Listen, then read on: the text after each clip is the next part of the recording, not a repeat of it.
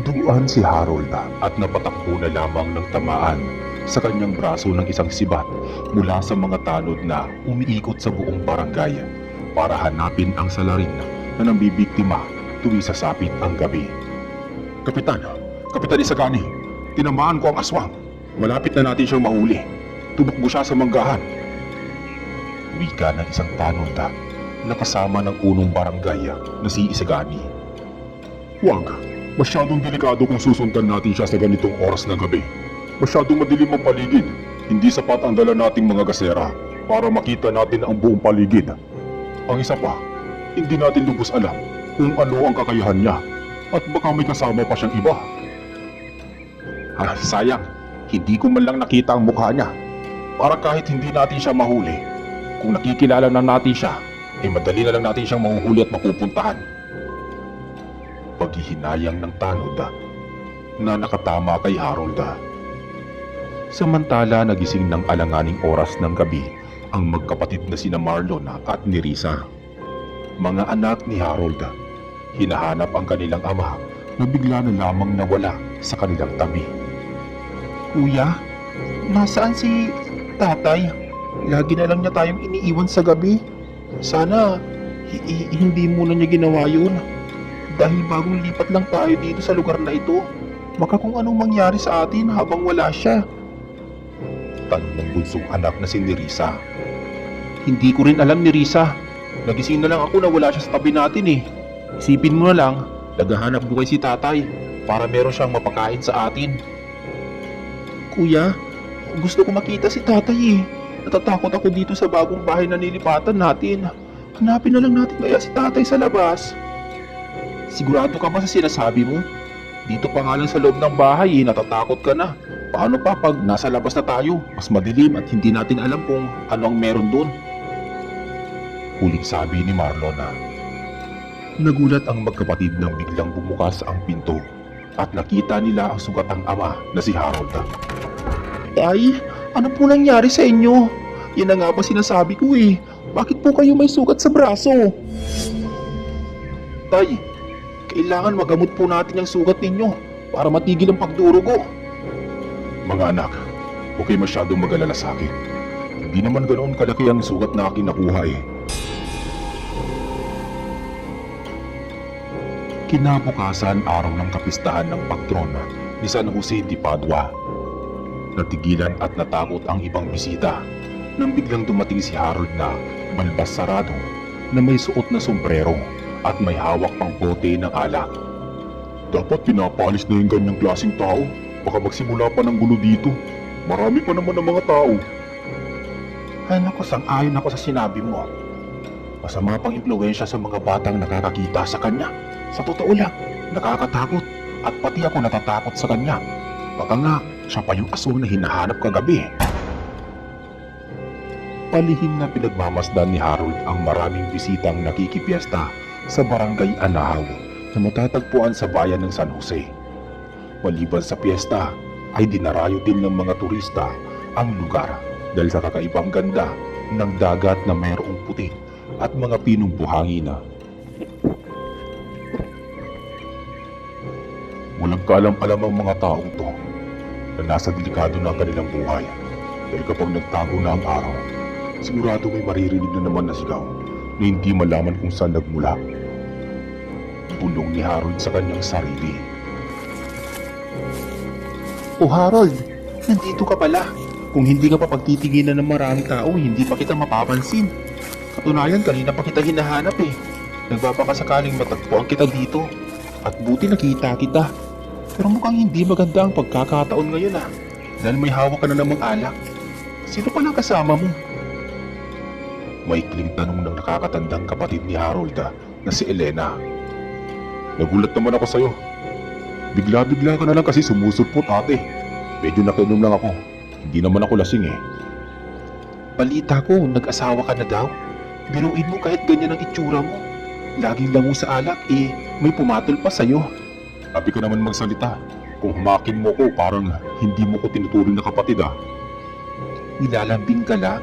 Halos wala na kasi akong balita sa'yo simula nung lumayas ka ng bahay. Ilang taon nang nakakaraan. dahil hindi ba boto ang mga magulang natin sa relasyon ninyo?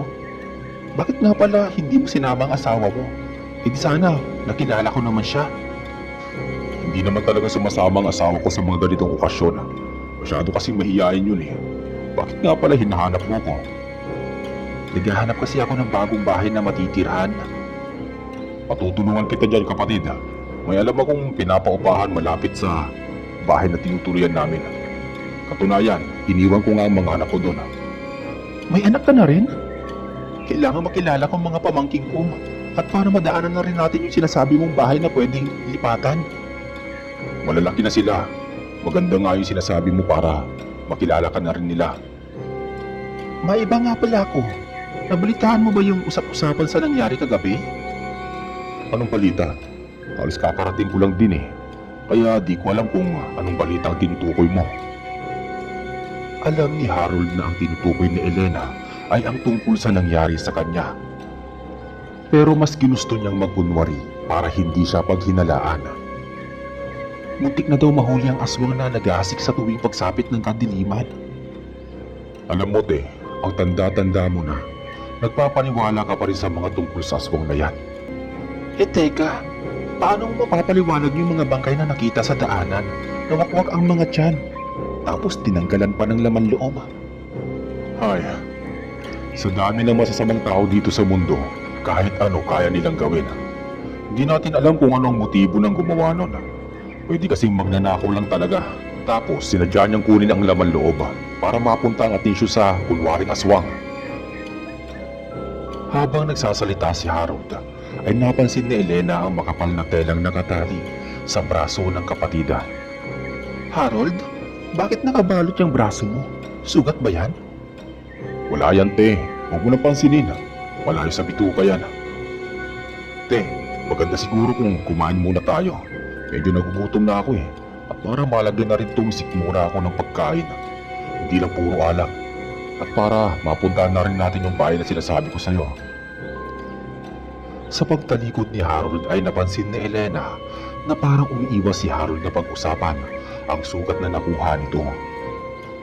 Wala na lang siyang nagawa kundi ang pagmasdan ang paglalakad ng kanyang kapatida habang papalayo sa kanya. Dahil doon ay nagkaroon siya ng paghihinala na parang may inililihim ang kapatida na ayaw nitong ipaalam sa kanya. Matapos kumain ng magkapatid sa handaan, ay agad silang nagpunta sa bahay nila ni Harold at doon nakilala niya sina Marlon at ni Risa. Kasunod ay pinuntahan na rin ang sinasabing bahay na agad namang napapayag nila ang may-ari para maupahan ni Elena. May kalapitan din ang bahay na yon sa bahay na tinitirhan nila ni Harold. Bakit pala umalis ang nakatira dito? Usal ni Elena habang pinagmamasdan ang buong paligid. Natatakot po kasi ang nakatira dito dahil sa balitang may kumakalat daw na aswang. Sa totoo lang, sa tagal kong nakatira dito, dati pa nga madalas alanganin na ako umuwi. Pero sa awa ng Diyos, wala namang nangyayari sa akin na masama. Malaki na ang perwisyong nagagawa ng kumakalat na balita. Noong taon nga lang, kapag sa araw ng kapistahan, halos hindi mo alam kung saan ka pupunta sa dami ng mga dayuhan na dumadayo. Kaso pero ngayong taon, kahit marami pa rin ang tao, halos kalahati lang yung nawawalang bilang kung ikukumpara noon. Malungkot na sagot ng babaeng nagpapaupa. Ganun po ba? Baka dahil sa sinasabi ko sa iyo magbago ang isip mo at umalis ka kaagad dito sa lugar namin. Hindi naman po siguro dahil malapit lang naman ang tinutuluyan ng kapatid ko dito. Matapos na samahan ang kapatid na si Elena sa kanyang inuupahan, ay muling bumalik si Harold sa kanilang tinitirhan. Mga anak, bakit hindi niyo inubos ang dala kong pagkain? Tay, nag-usap po kami ni Kuya Marlon na hindi na namin uubusin ang pagkain para may makain kami bukas na sa ganun hindi na po muna kayo lumabas ng alanganing gabi para maghanap ng pagkain namin. Kailangan po talaga magpahinga, lalo na at may sugat pa kayo na dapat pagalingin. Sabi ni Risa na kanyang anak. Mga anak, salamat sa pag-aalala ninyo. Pero hindi maaaring hindi lumabas si tatay dahil kailangan kong magtrabaho gabi-gabi. Dahil walang kasiguraduhan kung kailan tayo makakahanap ng maraming pagkain. Mali natin, mamaya na pala yung araw na marami akong makikita na pagkain. Hindi na sumagot ang mga anak sa paliwanag ng ama dahil pakiramdam nila na kahit ano pa ang sabihin nila ay hindi nila mapipigilan ang kanilang ama na hindi lumabas ng bahay sa tuwing sasapit ang dilima. Kinagabihan muling sumapit ang dilima, bumangon si Harold habang tulog ang dalawang anak na si Marlon at ni Risa. Pinakiramdaman niya ang tahimik na madilim na paligid na tanging ang hiram na sinag ng buwan na lamang ang siyang nagbibigay liwanag sa buong paligid. Habang naririnig ang maliliit na ingay na mula sa iba't ibang hayop at insekto. Bahagyang sumilip lang sa isang maliit na butas si Harold at nang makita niyang walang tao sa paligid ay doon lang siya nagdesisyon na lumabas. Walang kaalam-alam si Harold nagising pala ang isa niyang anak na si Marlon. Pinapakiramdaman lang siya upang sundan kung saan siya pupunta. Nang maramdaman niya na nakalabas na ng bahay ang ama, ay mabilis din siyang bumangon upang ito ay sundan. Nerissa, gumising ka. Kuya, saan na si tatay? Bumangon ka dyan. Kung hindi ka babangon, ako na lang ang susunod sa kanya bago pa makalayo si tatay. Hintayin mo ko, ito na, babangon na. Sa sobrang dilim ng paligid, halos hindi na nila matanaw kung saan pupunta ang kanilang ama na si Harold. Nerissa, bilisan mo. Bilisan mo maglakad. Kung babagal-bagal ka dyan, hindi natin makikita kung saan pupunta si tatay. Binibilisan ko na nga eh. Halos hindi ko na nga nakikita ang nilalakaran ko para lang hindi tayo maiwan.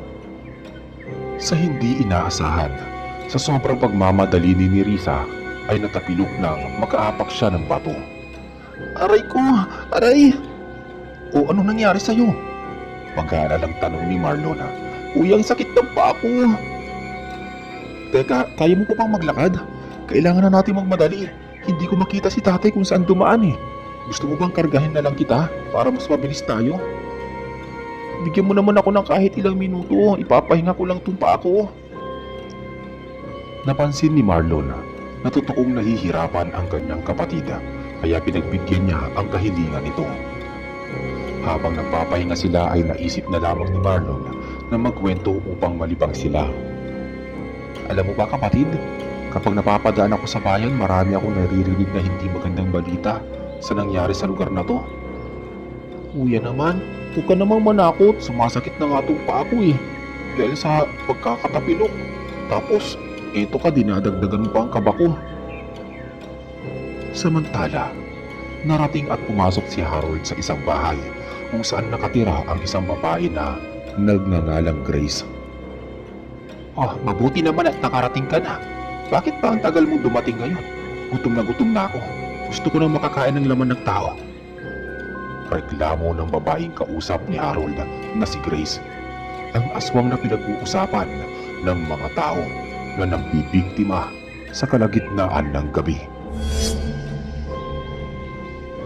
Ang tagal kasi matulog nila Marlon at ni Risa, kaya sinigurado ko munang tulog na sila bago ako bumangon. Sa bagay, mas maganda na yung nag-iingat ka. Baka hindi mo napapansin na sundan ka na pala ng mga anak mo at iyon ang magiging daan para mapahamak tayo. Huwag ka namang mag-alala pagdating sa bagay na yan. Nag-iingat talaga ako. Maganda siguro na simulan na natin kung saan dapat natin gawin. Pauna na akong lumabas. Magtitingin-tingin muna ako sa paligid kung saan magandang mag-abang. Para naman malaman na rin natin kung saan posibleng dumaan ang mga tanod. Napapansin ko masyado ka nang nag-iingat ngayon Puna ni Grace habang nakatingin kay Harold. Alam mo bang masyado nang mainit ang tao ngayon lalo na sa bayan. Halos ang laman ng usapan nila ay ang mga taong binibiktima mo. Kaya dapat magdoble ingat tayo. Lalo ka na. O siya, alis na ako dito. Dito ako sa bandang kaliwa pupunta. Ikaw ang bahala kung anong gusto mong gawin. Basta siguraduhin mo lang na medyo malayo ka sa akin. At kung sakaling dumating ang mga tanod, alam mo na kung anong gagawin mo. Sa paglayo ni Harold mula sa kinalalagyan ni Grace, ay muli itong nagmasid at seryosong pinakiramdaman ang paligid. Inoobserbahan ang bawat ingay na naririnig at pilit na tinitignan ang bawat sulok na maaaring daanan ng mga tanod. Pagkaraan ng kalahating oras, habang nag-uusap ang dalawang magkapatid na si Nerissa at Marlon na may edad 17 taong gulang, gulat na gulat si Nerissa. Biglang may narinig silang sigaw na nagmula sa kalagitnaan ng mga punong kahoy na nakapaligid. Hindi maintindihan ni Marlon ang nararamdaman nang marinig ang sigaw. Gusto niyang puntahan dahil malapit lang ang pinanggagalingan nito. Ngunit nandoon pa rin ang pag-aalala para sa kanyang nakababatang kapatid na si Nerissa na nahihirapang maglakad. Nerissa, okay ka lang ba? Dito ka lang, hintayin mo ko dito. Titignan ko kung saan nanggagaling yung sigaw. Baka nandun si tatay. Ayaw ko nga kuya, natatakot nga ako tapos iiwan mo ko dito mag-isa. Kung ayaw mong iwan kita dito, wala na tayong magagawa. Okay sana kung kaya mong maglakad eh. Sa tulong ng pag-akay ni Marlon kahit masakit ang paa ni Nerissa ay pinilit itong tiisin ang sakit upang makarating lang sa pinanggagalingan ng sigaw. Kahit mabagal ang pag-uusap, ang mahalaga ay makarating sila sa pag-aakalang naroon ang kanilang ama na nangangailangan din ng tulong. Matapos ang ilang hakbang ay narating nila ang lugar na pinagmumulan ng ingay na narinig nila. Nanlaki ang mga mata ng magkapatid nang makita nila ang isang nakakatakot na nilalang na kinakain nito ang tiyan ng isang taong nakahiga. Sa sobrang takot ay hindi nila halos maigalaw ang buong katawan. Hindi man lang maihakbang ang mga paa.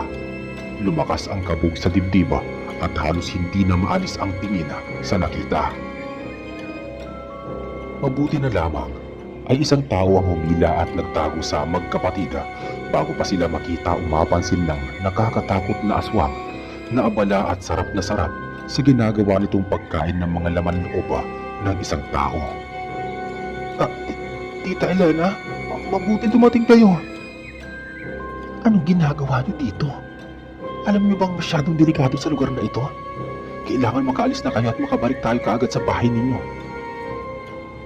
Hawak-hawak ni Elena ang mga kamay ng pamangkin at handa na sana nitong alalayan ang dalawa nang mapansin nito na nakatulala at hindi pa rin makakilos si Nerissa doon kung sobrang pagkabigla sa nakitang karumal-dumal na pagpatay ng aswang sa kanyang biktima. Nerissa! Nerissa! Anong nangyayari sa'yo?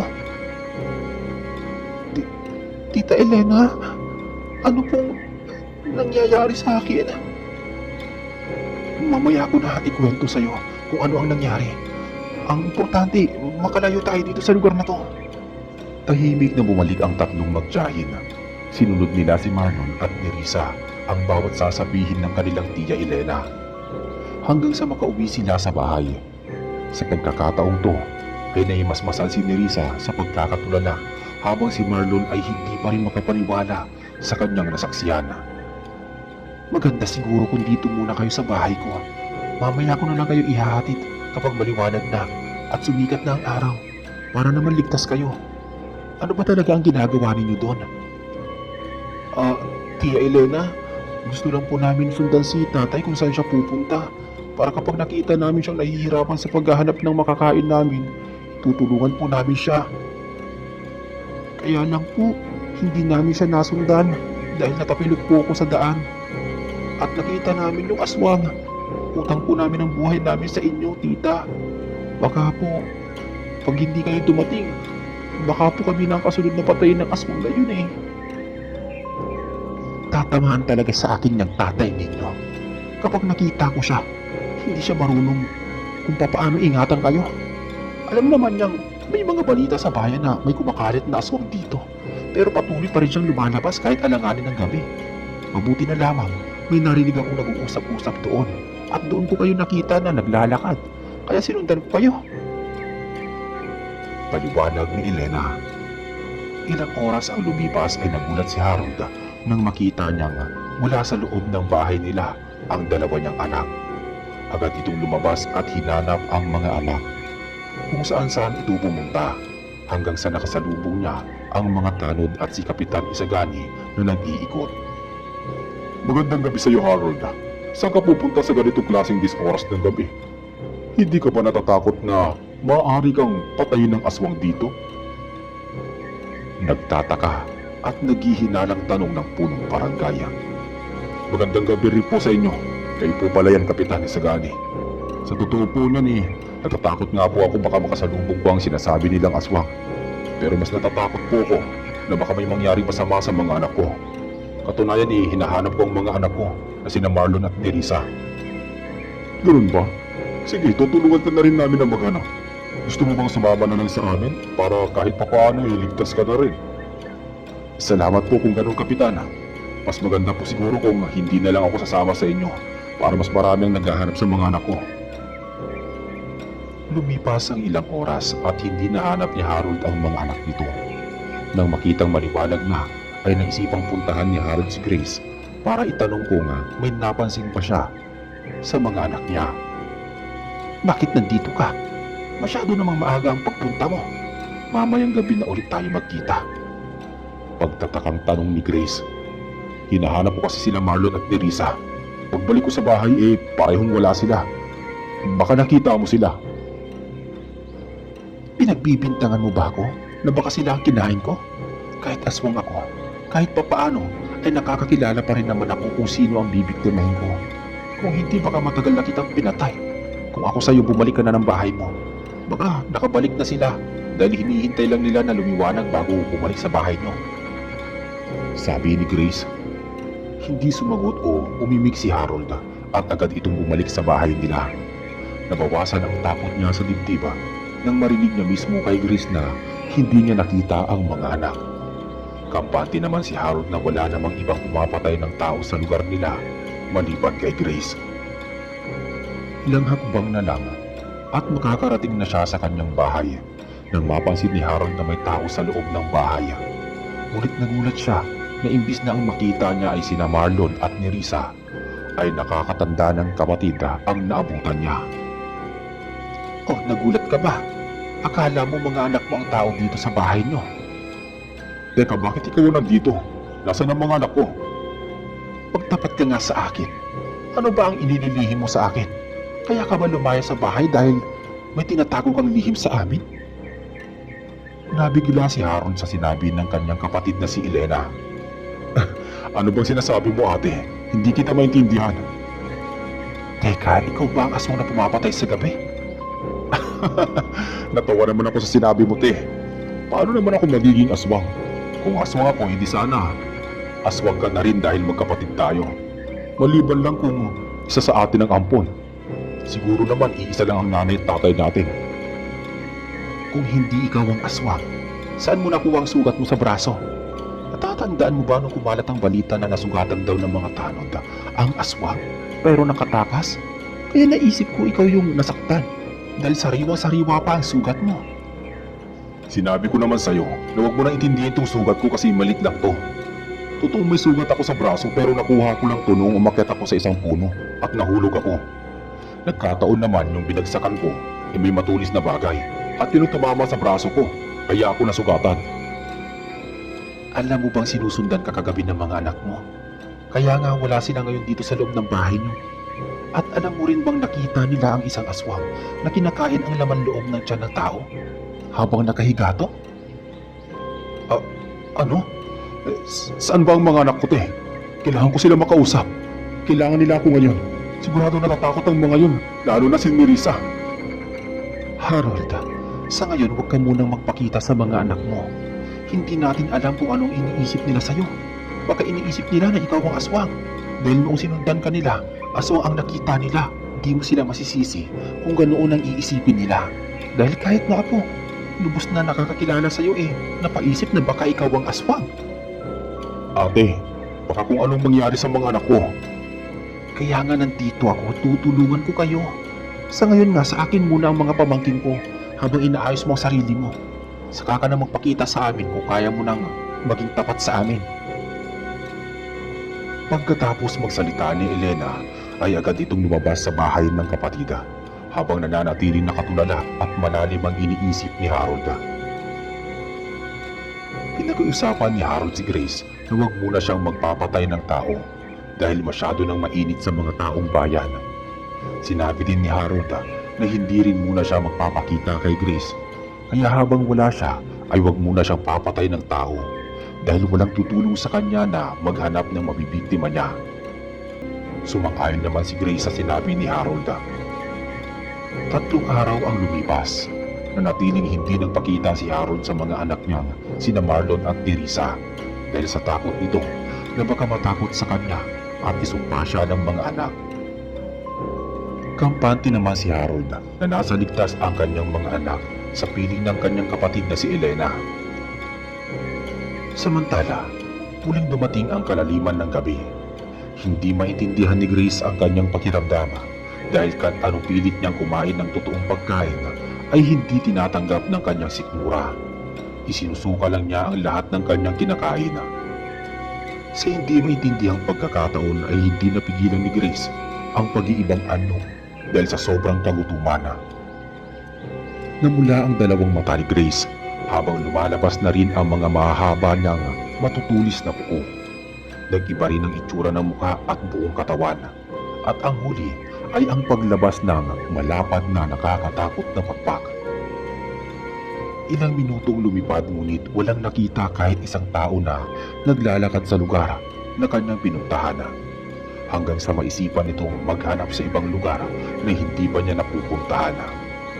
Sa hindi mapaliwanag na pagkakataon, hindi mapakali si Harold sa kanyang pagkakahiga. Kinakabahan pero hindi naman niya alam kung anong dahilan kung bakit malakas ang kabog ng kanyang dibdib. Hanggang sa napagpasyahan niyang puntahan si Grace sa kanyang bahay.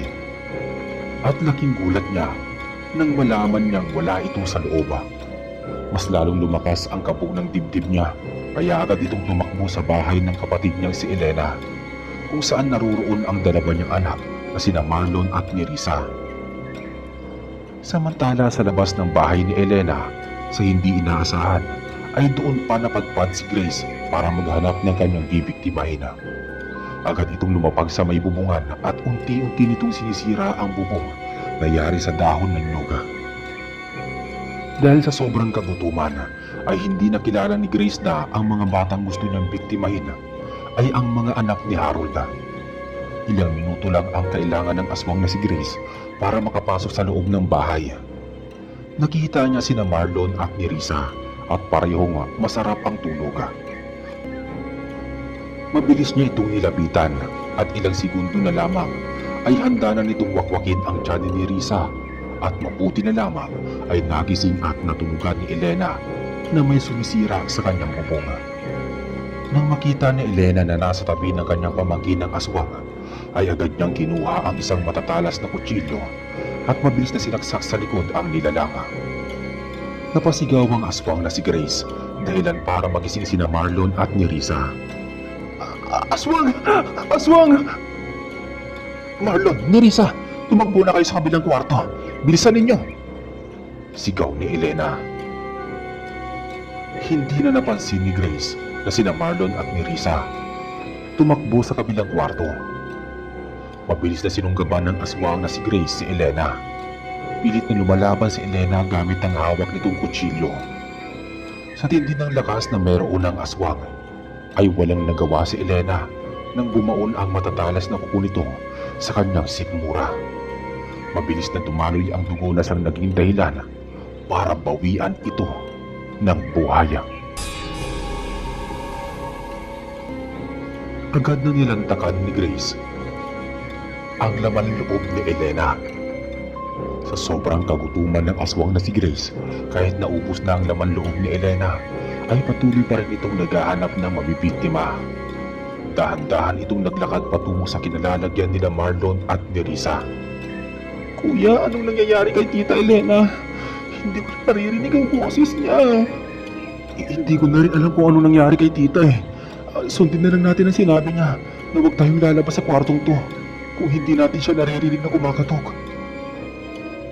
Maya-maya, isang malakas na hampas sa pintuan ng kwartong pinaglalagyan nila na naging dahilan para mabuksan at masira ang pinto. Nang muling bumungad sa mata ni Nerissa ang anyo ng aswang, ay muling natulala at hindi na ulit makagalaw. Habang si Marlon ay lakas loob na tumayo sa harapan ng kanyang kapatid para ito ay protektahan sa papalapit na aswang. Nagahanda ng gamitin ng aswang kay Marlon ang kanyang matutulis na kuko nang biglang dumating si Harold.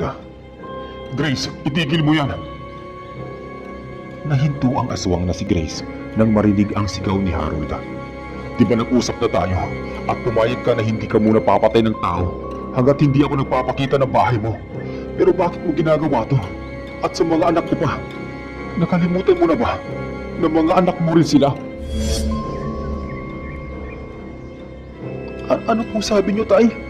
Nanay namin ang aswang na yan? Akala ko ba patay na ang totoong nanay namin? Gulat na tanong ni Marlon. Habang nag-uusap ang mag-amang sina Harold at Marlon, ay tila naging estatwa ang aswang na si Grace. Naglalaban ang sigaw ng puso dahil sa sinabi ni Harold na anak niya ang gusto niyang biktimahin. Pero ang pananahimik ng aswang ay mabilis na nawala dahil mas nangibabaw ang pagiging aswang nito. Kaya tinangka pa rin itong atakihin ang anak na si Marlon. Mabuti na lamang ay mabilis na nakailag ang bata. Muling tinangka ulit ng aswang na si Grace na atakihin ang anak. Pero sa pagkakataon to, isang sibat ang tumama diretso sa puso niya mula sa kararating lang ng mga tanod na siyang naging dahilan ng tuluyang kamatayan nito.